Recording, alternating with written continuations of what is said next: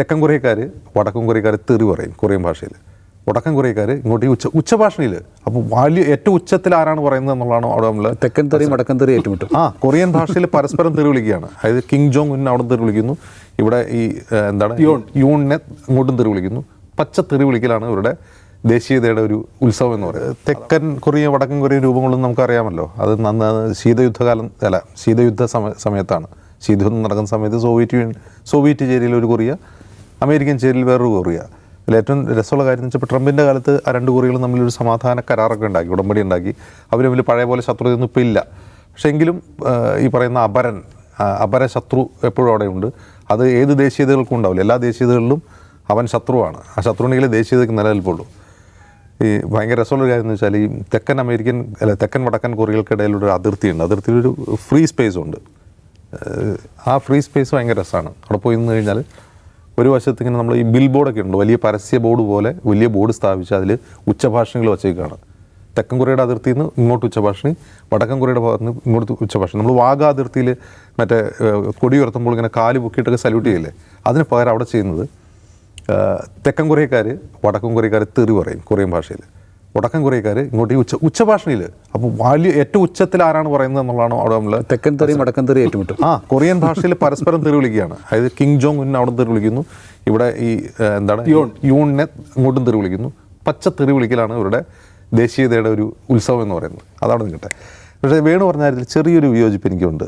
നമ്മളിപ്പോൾ ഇന്ന് ഈ ഇതില്ലേ, ഈ മാർഷ്യൽ ലോ പ്രഖ്യാപിച്ചത് തെക്കൻ കൊറിയയെ സംബന്ധിച്ച് തെക്കൻ കൊറിയയിൽ നിരന്തര പട്ടാള അട്ടിമറികളും സ്വേച്ഛാധിപത്യ ഭരണങ്ങളൊക്കെ ഉണ്ടായിട്ടുണ്ട്. പക്ഷേ 80-കൾക്ക് ശേഷം ഒരു വികസിത ജനാധിപത്യ രാജ്യമായി വളർന്നു വരുന്നുണ്ട്. അതിന് പല കാരണങ്ങളുണ്ട് കേട്ടോ. അപ്പോൾ അമേരിക്കയുടെ കൂടെ നിൽക്കുന്നു എന്നുള്ളത് മാത്രമല്ല, തെക്കൻ കൊറിയയ്ക്ക് ഈ ജനാധിപത്യവും മുതലാളിത്തവും ഇരട്ടപ്പെട്ട സന്തതികളാണ്.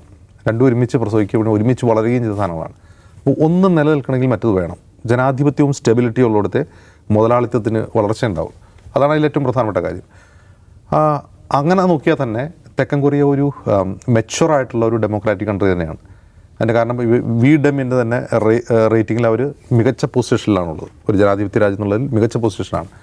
അതിന് തെക്കൻ കൊറിയയെ സഹായിക്കുന്ന ഒരുപാട് ഘടകങ്ങളുണ്ട്. ഒന്ന്, അവിടെ ഒരു ഇൻസ്റ്റിറ്റ്യൂഷണലൈസ്ഡ് ആയിട്ടുള്ള പാർട്ടി സംവിധാനങ്ങളല്ല.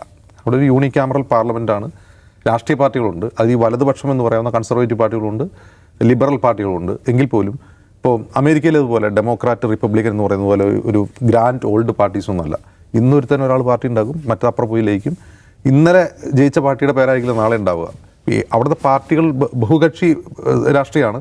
പക്ഷേ പാർട്ടികളുടെ പേരും ആർക്കും ഓർമ്മയില്ല. ഇപ്പോഴത്തെ പ്രസിഡന്റിൻ്റെ പാർട്ടി കഴിഞ്ഞ വർഷം അതായിരുന്നില്ല ആ പാർട്ടിയുടെ പേര്.